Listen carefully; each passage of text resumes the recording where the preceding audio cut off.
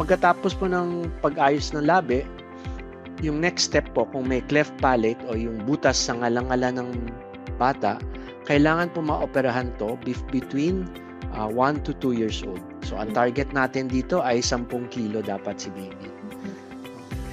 Importante po maoperahan siya before 2 years old. Yun talaga ang, kumbaga, huling tawad natin.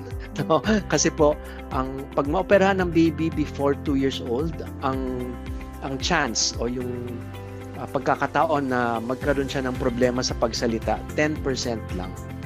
Pero pag lumampas po tayo ng 2 years old, biglang tumatalon po yan to 35%. Pag lumampas naman po tayo ng 5 years old at hindi pa rin naoperahan yung ngalangala, tumatalon yan to 75%. Ang laking jump, no? Ang laking talon. Kaya tinatarget namin na tamang team. So, umabot ng 10 kilos before 2 years old para maganda po yung pagsasalita.